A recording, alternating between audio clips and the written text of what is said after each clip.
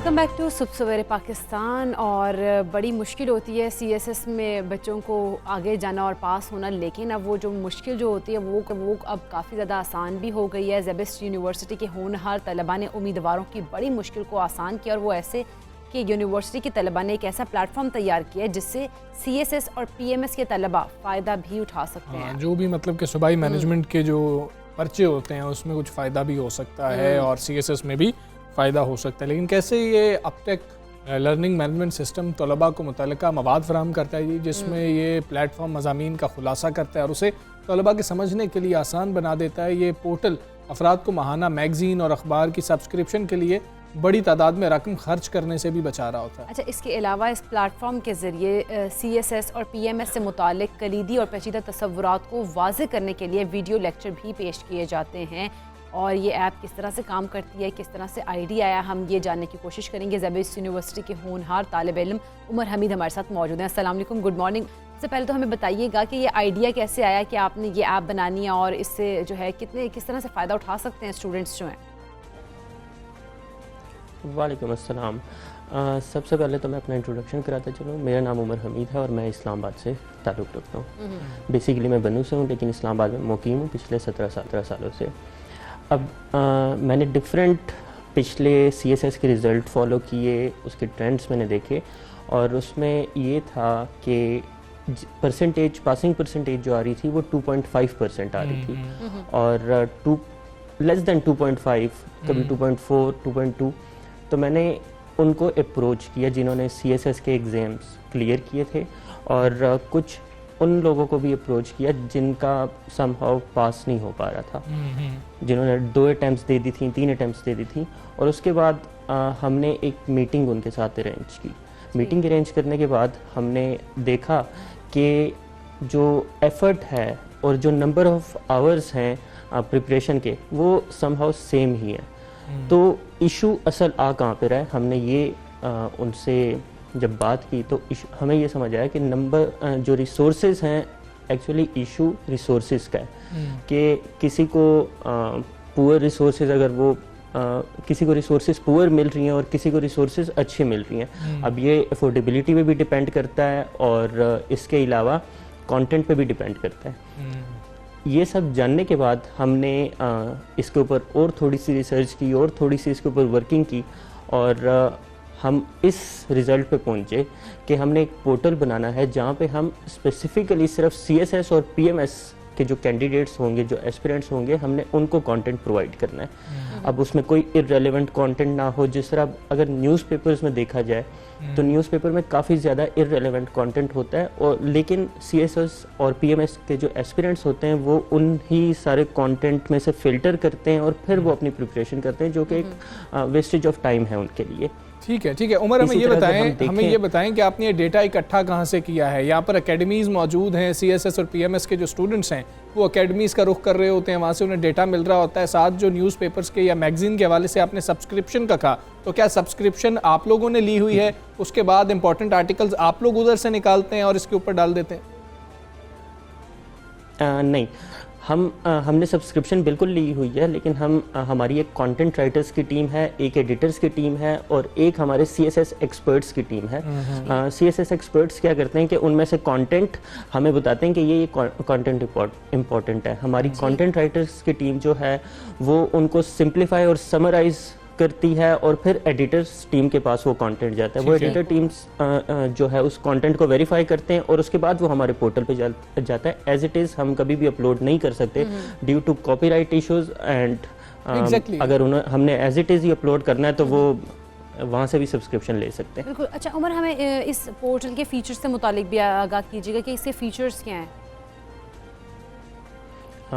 सबसे पहले तो हमने ये देखा है कि न्यूज़ जो है वो डेली बेसिस पे हम अपलोड करें इसके ऊपर। डेली बेसिस पे न्यूज़ आ रही है। मंथली बेसिस पे हम magazines, different foreign magazines and local magazine से हम कंटेंट जो है उससे लेते हैं और उसके बाद उसको सिंप्लीफाई करते हैं, उसको समराइज करते हैं और वो फिर हमारे पोर्टल पे जा रहा होता है। इसके बाद जो हम प्रोवाइड कर रहे हैं, हम 30,000 के अराउंड MCQs प्रोवाइड कर रहे हैं। हम वोकेबलरी यानी कि जो मुश्किल वोकेबलरी होती है किसी भी आर्टिकल में, हर आर्टिकल के साथ हमारी वोकेबलरी आ रही है, तो उस वोकेबलरी की प्रोनाउंसिएशन, उस वोकेबलरी के origin, parts of speech, everything. इसके बाद हम कुछ पोर्टल के हवाले से अगर बात करें कि इसमें क्या फीचर्स हम प्रोवाइड कर रहे हैं, हम एक जो सबसे इम्पोर्टेंट हमारा फीचर है कि कोई भी यूज़र जो है किसी पैराग्राफ के साथ अपने नोट्स ऐड कर सकता है ताकि उनको बाद में वो याद रहे, और वो नोट्स उनके पर्सनलाइज्ड होंगे। यूज़र्स जो है वो डिफरेंट अपनी लिस्टिंग्स क्रिएट कर सकते हैं और उन लिस्टिंग में अपने आर्टिकल्स ऐड कर सकते हैं ताकि वो बाद में उसको पढ़ सकें instead of searching in the portal. ठीक है उमर, हमें आखिर में आपने ये भी बताना है, एक तो कि सब्सक्रिप्शन की फ़ी आपने कितनी रखी है या बिल्कुल मुफ्त है, आप ये लोगों को गिफ्ट कर रहे हैं अपनी तरफ से, और दूसरा आपने हमें ये भी बताना कि जो 2.5% शरह है, ये उमर की इस काविश के बाद हमें कोई ऊपर जाती हुई भी नज़र आएगी और जाएगी तो फिर उमर इसका क्रेडिट भी लेंगे।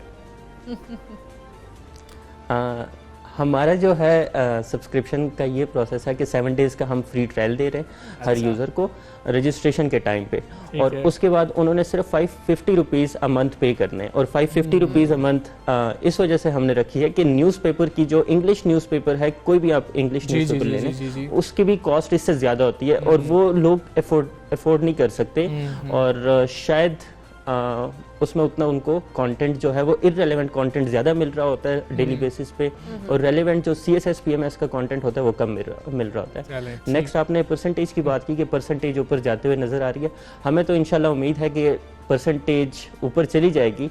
क्रेडिट तो खैर मैंने पोर्टल का ही लेना है, पोर्टल के अलावा मैं क्रेडिट किसी चीज़ का नहीं ले सकता क्योंकि प्रिपरेशन सब खुद ही करना। शुक्रिया, सबसे पहले पाकिस्तान से आप बात कर रहे थे, बड़ी अच्छी काविश है जी, और बड़ी तादाद में जो नौजवान हैं वो वाकई मुकाबले का इम्तिहान पास करना चाहते हैं, तो जी आप लोग इसको करके देख लीजिए, आपको कितना फ़ायदा होता है। बहुत सारे जो CSS या PMS की तरफ जा रहे थे स्टूडेंट्स, हमसा वो अच्छी खासी फीस जो है वो पे कर रहे थे अकेडमीज़ में भी, तो अगर इस पोर्टल पे उनको 550 रुपीज़ जिस तरह से मंथली का सब्सक्रिप्शन अगर है, तो मेरा ख्याल है कोई भी मतलब वो अगर वो देखें, उनको लगे कि वाकई हमारे मतलब की चीज़ हमें इससे फ़ायदा होगा, तो वो फिर उसके ऊपर उनको फैसला करना चाहिए। कुछ T20 वर्ल्ड कप का जिक्र कर लेते हैं, ग्रीन शर्ट्स की बात कर लेते हैं, शानदार परफॉर्मेंस से पूरी कौम के दिल जीते हुए हैं, और अब हमारी जो उम्मीदें हैं ना वो यहाँ से यहाँ पर पहुँच चुकी हैं, और अब हम कह रहे हैं कि भाई अब तो हमने कोई मैच नहीं हारना, सेमीफाइनल भी जीतना है, ये पांचों भी जीतने हैं, फाइनल भी जीतना है, हमने अनबीटन रहना। बिल्कुल ऐसे। अच्छा, मैं तुमसे मतलब यही कही थी बात कि हमजा कहता है कि मुझे लग रहा है कि कोई हो सकता है अपसेट, तो मैंने कहा नहीं, मेरा ख्याल है कि अब इनको नाकाबिले शिकस्त ही रहना चाहिए आखिर तक। खैर, शाहीनों ने भारतीय सुरमाओं के मिजाज ठिकाने लगाने के बाद कीवीज़ की भी सिक्योरिटी जो है वो भी टाइट कर दी है। अब पाकिस्तान का जो अगला इम्तिहान है वो 29 अक्टूबर को होगा, जहां उसका जोड़ जो है वो अफगानिस्तान से पड़ेगा। अच्छा, बड़ी तगड़ी टीम है, अफगानिस्तान को भी हमने लाइट नहीं लेना है, अच्छी टीम है, उनके पास स्पिनर सबसे अच्छे हैं शायद इस वक्त, और बैट्समैन भी उनके अच्छे हैं, बैटर उनके अच्छे हैं, बैट्समैन का तो लफ्ज़ ख़त्म कर दिया गया। खैर, न्यूजीलैंड से कामयाबी के बाद पाकिस्तान के सेमीफाइनल में पहुंचने के इम्कानात काफ़ी रोशन हो चुके हैं, और जो न्यूजीलैंड का और भारत का होने वाला मैच है वो तकरीबन क्वार्टर फाइनल की हैसियत भी इख्तियार कर चुका है। उन दोनों के लिए वो मैच बहुत इंपॉर्टेंट है क्योंकि पाकिस्तान ने दोनों को हरा दिया है। टॉप 2 टीम्स अगर इस हम देखें टेबल से, यही समझा जा रहा था कि शायद पाकिस्तान भारत और न्यूजीलैंड में से ही होगी, तो अब भारत और न्यूजीलैंड में ज़रा ज़्यादा मुकाबला में नजर आ रहा है। पाकिस्तान ने पॉइंट्स टेबल पर 4 पॉइंट्स जो है वो हासिल करते हुए अफगानिस्तान की टीम को अब पीछे की तरफ धकेल दिए। दूसरी जानब अगर हम इंटरनेशनल क्रिकेट काउंसिल की बात करें तो T20 फॉर्मेट में खिलाड़ियों की नई रैंकिंग भी जारी कर दी, जिसके मुताबिक कौमी क्रिकेट टीम के कप्तान बाबर आजम बल्लेबाजों में दूसरे नंबर पर हैं। हाँ जी, और वो पहली पोजीशन से सिर्फ 11 पॉइंट्स के फासले पर हैं। मलान पहले नंबर पर है, इंग्लैंड से उनका ताल्लुक है, कल भी मलान नॉट आउट गए हैं, तो वो अपनी ज़रा परफॉर्मेंस को ठीक लेके चल रहे हैं, और वो शायद अभी तक तो पहले नंबर पर ही इस मैच के बाद भी रहेंगे। खैर, शानदार कारकर्दगी हमने देखी, विकेट कीपर बैट्समैन हमारे मोहम्मद रिजवान वो अब ऊपर आए हैं, और चौथी पोजीशन उनकी भी T20 में आ गई है। अगर बॉलर्स की हम बात करें तो बॉलर्स की रैंकिंग में शाहीन शाह अफरीदी और हारिस रऊफ की भी तरक्की हो गई है। शाहीन शाह अफरीदी जो वो 11 दर्जे तरक्की के बाद अब 12वें नंबर पर पहुंचे, जबकि न्यूजीलैंड के खिलाफ मैन ऑफ द मैच पर परफॉर्मेंस के बायस उनको हारिस रऊफ को 17वें पोजीशन पर अब मौका मिल गया, उन्होंने छलांग मारी है और वो भी इधर तक आया। खैर, दूसरा मामला जो सबसे ज़्यादा क्रिकेट में डिस्कस हो रहा है, और न्यूजीलैंड की जो जीत थी उसको थोड़ा सा करकरा भी उसने किया, जो मामला हुआ, और वो शुएब अख्तर वाला मामला है, डॉक्टर साहब वाला मामला है, ये सारी एक सिचुएशन है। इसी पर हम बात करेंगे। कौमी टीम के साबिक कप्तान आमिर सुहेल साहब हमारे साथ मौजूद है। अस्सलाम वालेकुम, गुड मॉर्निंग आमिर सुहेल साहब। अगर हम बात करें भारत और न्यूजीलैंड को हराने के बाद अब कौमी टीम जो है उसके हौसले तो बहुत ज़्यादा बुलंद है। अब जिस तरह से अगला मैच अफगानिस्तान के साथ हो रहा होगा तो हम कहीं अफगानिस्तान की टीम को ईजी तो नहीं ले लेंगे, क्योंकि वहाँ पर हम देखें अफगानिस्तान की टीम की बहुत ज़्यादा परफॉर्मेंस अच्छी है। देखिए, पाकिस्तान को इस मैच को सीरियसली इसलिए लेना है, एक तो अफगानिस्तान की टीम डेंजरस टीम है और आप उनसे ऑन देयर डे कुछ भी एक्सपेक्ट कर सकते हैं। बॉलिंग लाइनअप उनकी अच्छी है, उनको जो है वो सूट कर रही है। तो हमें ये वाला मैच जो है वो बड़ा अपना फोकस जो है बढ़ा के खेलना है। उसकी वजह ये है कि अगर पाकिस्तान ये मैच जीतता है तो ये वाला ग्रुप है वो क्लोज हो जाता है। फिर न्यूजीलैंड और इंडिया में से जो टीम जीतेगी वही जो है वो सेमीफाइनल में जाएगी। पाकिस्तान अपनी बर्थ पक्की कर लेगा। और ये जो लोग सारे कहते आ रहे हैं कि दूसरा जो ग्रुप है वो ग्रुप ऑफ डेथ है, मैं समझता हूँ ये वाला ग्रुप ऑफ डेथ है, क्योंकि इसमें वो वाली टीमें नहीं है कि जिससे आप उम्मीद कर ले कि ये एक दूसरे को हरा देंगी और जो टीम सेमीफाइनल में पहुंचने के जिनके चांस होंगे पॉइंट्स के साथ भी पहुंच सकती है, या 8 पॉइंट के साथ, या 8 पॉइंट के साथ नंबर 1 हो जाएगी। सो दूसरा ग्रुप जो है उसमें जो टीमें हारी हुई हैं, ऑल्दो उनका नेट रन रेट बहुत ज्यादा नीचे है, लेकिन वो थोड़ा बहुत जो है ना इन्फ्लुएंस कर सकते हैं, वो किसी की पार्टी स्पॉइल कर सकते हैं। पर यहाँ पे बिल्कुल क्लियर है, यहाँ पे अगर आप हारे कोई भी मैच, अब न्यूजीलैंड और इंडिया की सिचुएशन इस तरह की है, वो हारे तो उनका फिर चांस कम बैक करने का बड़ा मुश्किल होगा। ठीक है आमिर भाई, टीम में तब्दीली की बात करें, सकलैन मुश्ताक ने तो उस पर कोई बात नहीं की, वो खामोश रहे हैं जब उनसे सवाल हुआ है, लेकिन पीसीबी ने जो तस्वीर शेयर की है जिसके ऊपर हमारे खिलाड़ी जो अभी तक नहीं खेले हैं उनको प्रैक्टिस करते हुए दिखाया गया, शायद वो कोई, हम समझ रहे थे कि कोई इशारा या इंदिया ही है कि उनमें से कोई शामिल किया जा सकता है। कोई ज़रूरत है इस मैच में? आगे हमारे पास 2 मैच होंगे, उनमें जितनी मर्जी तब्दीलियां कर लें। देखिए, मैं नहीं समझता कि हमें कोई जरूरत है अभी चेंज करने की। हाँ, ये जो लड़के प्रैक्टिस कर रहे होते हैं, या अगर आप इससे अगला जाके मैच खेलते हैं, आपको जो चीजें करने की जरूरत है वो ये है कि आप ये वाला मैच जीत जाते हैं, टॉस जीत के आप बिल्कुल जो है बॉलिंग करें यहाँ पे और 2 पॉइंट्स हासिल करें। अगले मैचेस पे आप थोड़ा सा जो है वो 2 चीजें कर सकते हैं। अगर आप टॉस जीते तो आपको ऑस में बॉलिंग करनी चाहिए, ताकि आपको थोड़ा सा आइडिया हो कि अगर खुदा न खास्ता बड़े मैच में हम टॉस हार जाते हैं तो हमें क्या करना है। एग्जैक्टली। और उसके बाद आपने एक और चीज जो है वो ट्राई आउट करनी है, वो ये है कि नया बॉल जो है इमाद वसीम की बजाय एक आधे मैच में फास्ट बॉलर को देके चेक कर लिया जाए कि how both the fast bowlers respond. अच्छा आमिर भाई, वो फास्ट बॉलर कौन होना चाहिए? हारिस को दें क्योंकि हारिस से तो हम डेथ ओवर्स करवा रहे हैं, या हसन को देके देख लें? हसन को ट्राई किया जा सकता है, आप हसन को ट्राई कर लें जिस पे भी आप कंफर्टेबल हैं। सिर्फ आपने एक्सपेरिमेंट करना है कि अगर खुदा न खास्ता अगर इमाद वसीम को पड़ भी जाती है, क्योंकि वो 2 ओवर तो एटलीस्ट करते ही हैं, तो हम तीसरे ओवर में या चौथे ओवर में किसको लेके आ सकते हैं। और एक और चीज होगी उससे, वो ये है कि ऑपोजिशन के पास फिर 2 चीजें सोचने के लिए होंगी। इमाद वसीम अगर अटैक करेगा तो हमें क्या करना है, अगर दूसरा फास्ट बॉलर आएगा तो उनको और ज्यादा थिंकिंग करनी पड़ेगी। आप ऑपोजिशन जिनके खिलाफ भी आपने मैच खेलना है उनके लिए आप मुश्किलात पैदा करें कि वो स्ट्रैटेजी किसी तरीके से आपके खिलाफ भरपूर तरीके से ना बना सके। ठीक है आमिर भाई, बहुत शुक्रिया आपका। सुबह सवेरे पाकिस्तान से आप बात कर रहे थे, कल दिन इंशाल्लाह बात होगी इसके ऊपर कि कल तक कुछ शायद हमें हिकमत अमली भी नज़र आ जाए और जो 12 खिलाड़ी हैं उनके नाम भी हमारे सामने आ गए होंगे। अभी तो हमें आसान लग रहा है, हम कह रहे हैं कि अब तुम हमसे मैच करोगे यार, हमसे खेलने आओगे तुम लोग, अब तो पूरी कौम का जज्बा ही है। हमजा, हमें इजी नहीं लेना चाहिए, कोई भी टीम हो उसको इजी नहीं लेना चाहिए, उसके हमें वैसे ही खेलना चाहिए जिस तरह से हम लोग इंडिया या न्यूजीलैंड के साथ खेल रहे थे मैच। इंशाल्लाह अफगानिस्तान के लिए भी हम खुशी खुशी आएंगे। इस खुशी खुशी में थोड़ा सा जल्द का ख्याल भी रखने की कोशिश करते हैं, और ख़ासतौर पे लोग बहुत ज़्यादा परेशान हैं, आंखों के नीचे जो हल्के पड़ जाते हैं वो कैसे पड़ जाते हैं, और फिर उनका कोई इलाज भी मौजूद है या नहीं है, या वो वक्त के साथ गहरे होते चले जाएंगे और फिर हम कहेंगे नहीं मुझे ऐनक लगी हुई है ना इस वजह से हल्के पड़ गए। मैं तो यही कहता हूँ। बहुत सारे लोग हैं वो कहते हैं कि जो इसका ट्रीटमेंट है ही नहीं, अब ये जानना बहुत ज़्यादा ज़रूरी है कि इसका ट्रीटमेंट है भी या नहीं है। और ख़ास तौर पर हमजा हम देखिए तो आंखों के जो इर्द गिर्द है ना, बहुत सारे लोगों को झुर्रियाँ में पड़ जाती हैं, तो उसका भी ट्रीटमेंट मौजूद है या नहीं है। कहते हैं कि जब बुढ़ापे की तरफ आप जा रहे होते हैं तो आंखों के आसपास जब झुर्रियाँ पड़ना शुरू होती हैं वो पहली अलामत होती है, शायद ऐसा कहते हैं। अच्छा, अब पता नहीं है इसमें कितनी सच्चाई है, ये तो हमें जो माहिर है वही बता सकते हैं। खैर, हम बात करेंगे, हमारे साथ मौजूद है माहिर अमराज जल्द। अस्सलाम वालेकुम, गुड मॉर्निंग डॉक्टर साहिबा।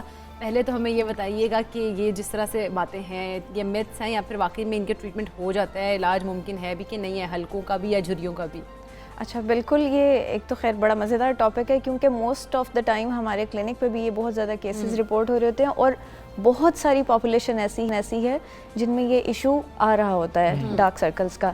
अब इसमें सबसे पहले जो इम्पोर्टेंट होता है, लोग रैंडमली पूछते हैं कि डार्क सर्कल्स का ट्रीटमेंट बता दें, तो इसमें हमें एक मैसेज मैं ये देना चाहूँगी आपके चैनल के थ्रू कि सबसे पहले ज़रूरी होता है कि आप अपने डार्क सर्कल्स का इशू एड्रेस कराएं कि किस वजह से आ रहे हैं। कुछ लोगों में ये ख़ानदान में चल रहे होते हैं कि एक स्ट्रक्चर जैसे बॉडी का होता है, उसी तरीके से आँखों का स्ट्रक्चर भी होता है। तो बाज़ लोगों की आंखें थोड़ी सी अंदर की तरफ होती हैं और यहाँ पर डार्कनेस आ रही होती है, तो वो लोगों के फैमिली में ही ये चीज़ रन कर रही होती है, उसको हमें उसी के अकॉर्डिंगली फिर मैनेज करना होता है। लेकिन कुछ इश्यूज़ ऐसे होते हैं जो हमारी स्किन के सिर्फ ऊपर आ रहे होते हैं, जो हमारी सिर्फ ऊपर की स्किन डार्क हो गई होती है, जो कि बेसिकली ड्राइनेस की वजह से होता है। अच्छा। तो उसमें हमेशा मैं पेशेंट को कहती हूँ कि आप मॉइस्चराइज़ अच्छा करें, और सबसे इम्पॉर्टेंट जो चीज़ है कि सन ब्लॉक का इस्तेमाल मस्ट करें, क्योंकि सन ब्लॉक अगर हम अपनी बाकी स्किन को बचा रहे हैं तो यहाँ की स्किन भी हमारी उसी स्किन का पार्ट है, तो सन ब्लॉक यहाँ पे भी आपको मस्ट लगाना है। सेकेंडली, जब हम एज कर रहे होते हैं, जैसे आपने बोला कि सबसे पहले जो एजिंग का साइन आता है, एक टायर्ड लुक आना शुरू होती है, वो हमारी आँखों से ही शुरू होती है। झुर्रियाँ आना या आँखों के ऊपर एक थकावट सी महसूस होना, ये सारी हमारी आँखों के ऊपर ही आती हैं। उसको कहा जाता है, थोड़ा सा यहाँ पे एक खड्डा सा बनना शुरू होता है, उसको कहते हैं कि टीयर ट्रफ।